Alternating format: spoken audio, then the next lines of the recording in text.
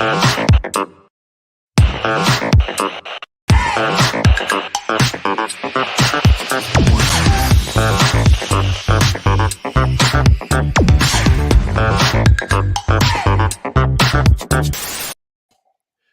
right, back to Off the Curb with Justin Spiro. Very special guest today, David Hale from ESPN College Football Reporter.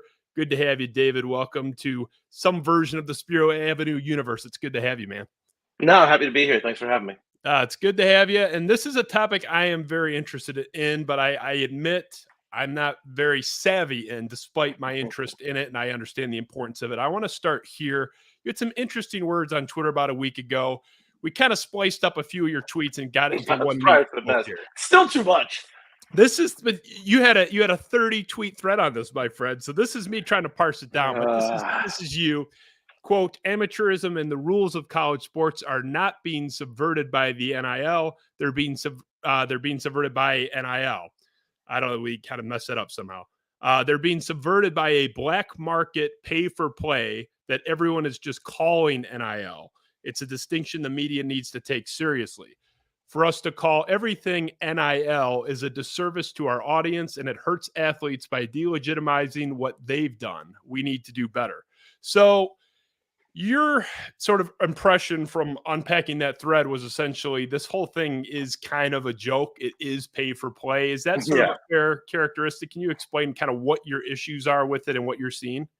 Right. So effectively what we're seeing with NIL is two different forms of NIL, for the lack of a better term. Everything's being put under the umbrella of NIL. But you have one thing, which is what NIL was largely intended for, which is to use your name, image, and likeness for marketing, sponsorship, endorsement, that type of thing. And we've seen some great examples of that, particularly in women's sports. I think it has been really successful with a lot of women's sports. You have very marketable athletes with huge social media followings who the peak of their marketability is while they are playing their sport in college and had previously been unable to earn any revenue from that. Olivia Dunn at LSU, the gymnast, is a great example of somebody who's making probably into the seven figures now off of her social media following, but it is truly about name, image, and likeness. What we tend to see more of is what's being called NIL, which is really just this black market pay for play, where you have a booster or a collective of boosters at a school that is creating some level of a marketing deal, quote unquote marketing deal, to say, hey, if you come and do these 10 speaking engagements in Austin over the course of the next year, we'll give you $700,000. And since you're going to be in Austin for these anyway, probably would be easier for you if you were just enrolled at Texas. That would probably help you a whole lot. I mean, it's sort of, I don't know that it's exactly that's how they come, but you get a sense of that's what the conversations are like. So it's providing just enough wiggle room and gray area that it's very hard to sort of prosecute that as it from the NCAA standpoint of saying you're violating like literally the one rule that we have. And the flip side of that is when the average fan thinks it's all NIL, I don't necessarily have a problem with players getting paid. I'm not arguing against this. I'm just saying that we're conflating the two, and there are people who have a problem with players getting paid. And whether you like it or not, it is technically against the rules for players to be paid right now. And we're conflating that with some very good positive things that are happening in NIL in the way it was intended to be used. And that, to me, frustrates me because, A, it besmirches sort of the good stuff, but B, it keeps us from having what I think is an important conversation about how athletes actually should be compensated. The sort of thing I made it akin to is like tipping. Like you can say like, yes, I believe servers and restaurants should be paid more. I also think tipping is a ridiculous policy that doesn't get used in other places. And if employers just paid their employees what they deserve to be paid, then we wouldn't need to go through all of this rigmarole with tipping. So it's a little like that. That's my sort of soapbox rant on the subject. You mentioned in passing sort of the NCAA itself as a governing body. This now for years, whatever you think, I mean, whether it's fair or not, I have my own opinions, but the perception was the NCAA always had their foot on the neck of the players and they were squeezing every penny out of them and wouldn't even give them a hot lunch some days. That was the perception, fair or not. Now it seems like this went to court. Kavanaugh said what Kavanaugh said, and basically NCAA appears to have just kind of washed their hands of this. When this NIL was announced, people were openly asking, how is this going to be enforced? The obvious kind of workaround that you mentioned, people saw this was not like something that blindsided people, in my opinion. Right. I mean, you report on this. Do you think as we sit here right now in May of 2022, does the NCAA like really care about this? Do they? It seems like they've almost washed their hands of it. It's impossible to police. Like, what do they think? I think the Jordan Addison situation, which just happened in the past week with him leaving Pittsburgh and the allegations of tampering from USC and the money that might be involved. I think that got the NCAA's attention a little bit. Whether they're actually going to do something other than like send out a memo saying like, hey guys, remember we told you not to do this? Like that I think is essentially what they're capable of doing. You alluded to Justice Kavanaugh's ruling in the Alston case.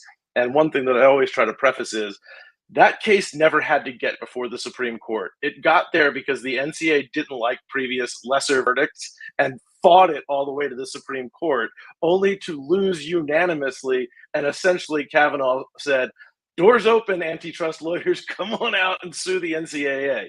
So that's where the NCAA is right now, is they're terrified of losing an antitrust lawsuit that effectively collapses the entire system as we know it. I think we're going to see the system collapse one way or the other. It's just about how and when it happens. And so you have a very toothless organization right now that I don't think has the stomach for a difficult fight. And look, frankly, I did a poll on Twitter, and I know this is not in any way scientific at all, but I asked my followers, like, how do you feel about, what would your feelings about college football be given various levels of compensation for college athletes? And something close to 90% said they're fine with some level of compensation, whether it's tied to academics, whether you have to be enrolled, or whether you can just have pros on a college campus. 90% was okay with it. But if you look at what you hear from the NCAA and its members, ADs and presidents and administrators, I would say it's mostly the opposite. About 90% don't want to pay players, and that's the chasm that needs to be bridged, because right now this is just chaos. It's anarchy, and it's going to alienate fans. As good as it is for somebody like Jordan Addison today, I think there are tons of drawbacks for the players in the big picture that we just haven't seen yet. All of these things are dangerous when you do not have a set system in place and everybody knows sort of the rules they're working by. What do you see as, I mean, you mentioned there's several drawbacks for the players. What do you see as being the biggest drawback? Mine would be just the uncertainty, someone transferring in and bumping you out. I mean, that's one of the biggest ones. DJ Ukulele, in a different example, signed this big Dr. Pepper money, and now he's got the people paying him looking at him kind of cross-eyed, whatever pressure that adds. Like, what do you see as being the biggest downside from the player perspective? Right. And there's always that kind of stuff. And I think that's sort of an individual players, and you kind of have to go in knowing some of the good is going to be offset by the bad experiences. I think that's true of any sort of business relationship you get into. But there are a few things that really stand out to me. And the most obvious sort of anecdote that I can give, read any music bio, any story of a band or a musician ever. And what is always part of that story is this terrible contract they got into with a shady agent being taken advantage of early in their career, and they had to fight like hell and hire all these lawyers to get out of it. And it was only after they turned like 40 and weren't popular anymore that they could actually produce their own albums. This is like literally the story of every Behind the Music episode that VH1 ever aired. This is sort of the risk that you run with this, because there is no guiding principle or oversight of agents involved in this. There is no these collectives that schools are putting out there, the booster clubs are putting out there, are really nebulous. And the contract language is designed to be nebulous on purpose because they can't outright say we're paying you for your performance. So all of these things have a chance to come back around and bite athletes in the butt down the road.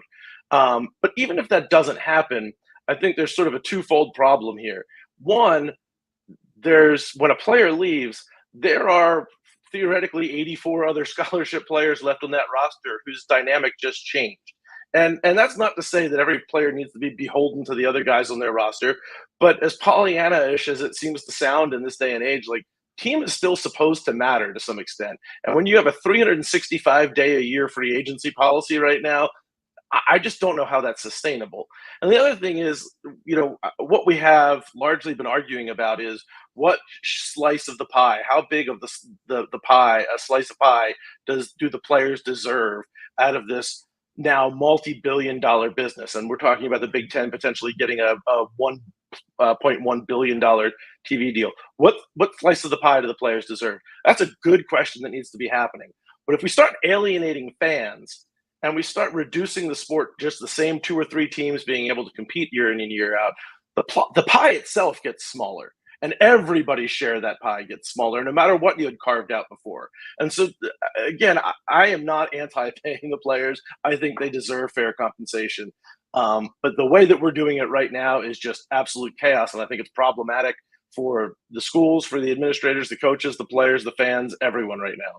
It's funny, they're less regulated than like the NFL. I mean, the NFL Right. has all these signposts and structures and free agent periods, and it's incredible. I'm with you. Like, I'm not anti-paying player either, but if you say anything against NIL, people think that you want these guys to go back to the 1950s. You talk to a lot of coaches, from my understanding in your reporting. They won't go on the record, but you see guys that have cachet. Nick Saban at Alabama. Here in Michigan, Tom Izzo has made some comments, with expressing concerns, but they're sort of the outlier. The majority of guys seem to be paying lip service. Oh, this is wonderful. And because they kind of have to. It's recruiting. What do they say to you when you talk to them? Do coaches actually like this whole process? I can't imagine they do. No. Well, first of all, the one thing that coaches love more than anything, more than winning, more than money, more than anything, is consistency. They want to know when they wake up in the morning what is going to happen the rest of the day. And right now they're living in a world devoid of consistency, where they genuinely don't even know what their roster is going to look like from day to day. And so that's a big part of the puzzle, and that frustrates all of them. Some have embraced this new world in, I think, a much more optimistic way, and that's fine. I think certainly you can look at what Lincoln Riley and USC are trying to do, and I don't know that they're going to complain about what the situation is. It helps them. But by that same token, I mean, Kirby Smart and Nick Saban and Dabo Swinney have all spoken out pretty vigorously about the current system and the problems with it. And those are 3 guys who have not had to struggle to recruit. Those are 3 programs that are going to have money if they need to spend money. And they're still against it. I mean, I think it is noteworthy that the conference commissioners that are going to Washington, D.C. to try to beg the federal government for some help on this, because, of course, the NCAA can't do it themselves, are Greg Sankey, the SEC, and George Kliavkoff of the Pac-12, the Pac-12. So if those 2 leagues that seem to be benefiting the most from it right now are also still going to the D.C. and saying, please, we need to fix this, it really gives you an idea of what the management level of this, from coaches on up, thinks about all of this, even the ones who are in a pretty good situation right now. To finish here, if you're the dictator of the world, dictator of the NCAA world anyway, and you the thing I've been trying to do for a long time. Yeah, if you get there, let me know. But you can make any decision you want to fix this. Is it as simple as mitigation through deadlines and dates and signing periods being enforced and things like that? I don't know. That's a good idea. I'm all for it. I don't know what else you can do. Finish this there. Like, what is the ideal David Hale solution? This will take out 90% of the problems. Solution look like? What does that look like to you? And it's funny because a lot of the stuff I ask, coaches are complaining about it, and I say, well, what do you do? What do you suggest? And they're like, I don't know, I got nothing.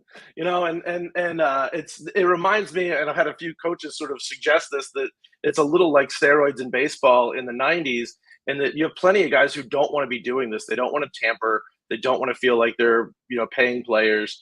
But if everybody else is doing it and there's virtually no risk of getting in trouble for it and your job's on the line, they kind of have to do it. So I think there are people who want solutions. And again, I think there's players out there who want it to be more regulated than it is.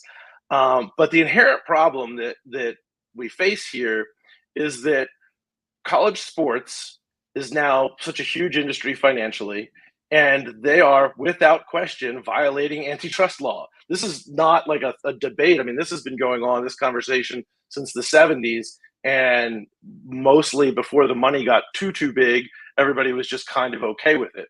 But the fact of the matter is, it's just going to take one lawsuit. So whatever regulations you try to put in place, they're not even necessarily sustainable because one lawsuit can bring the whole thing down.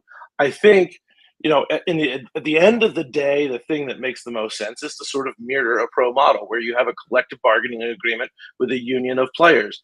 But that is a huge hurdle to overcome, not starting from the fact that, as we said, I think most administrators and coaches are not on board with that at this point. Most schools do not want to recognize these athletes as employees. But beyond that, try forming a stable union with such a transient workforce, because guys are coming and going within 3 or 4 years. And at the state level, you have tons of legislation that makes unionization very difficult as it is too. And we're talking about just if we look at the Power 5, 65 schools, if you want to look at the FBS 131 right now, trying to get all of them to agree to what this looks like is a very difficult process. So in the end, I think that is the best way out of this, but it is a really long road to get there. And I do think you have to step back and say, like, if it's going to take us a decade to figure this out, what happens over these next 10 years? It's fascinating. And for a sport that really does not like to evolve, there has been a whole lot of change in the last year, really. Yeah, I think we're all trying to catch up, and I agree. The pathway out of here is long. It's muddy. No one really knows where it's going, and I think that's represented with everything you said. David, I appreciate you coming. I know you're a busy guy. You guys with that ESPN logo next to your name, you get all sorts of requests. Appreciate your time today. Thanks so much. It's my pleasure. Thanks for having me. It's been fun. Great to have you. David Hale, this is Justin Spiro. We'll see you tonight, guys, to talk about the Peach Bowl ring controversy in East Lansing. I can't believe that's a thing, but we're going to talk about it. We'll see you later. Thanks. Off the curb.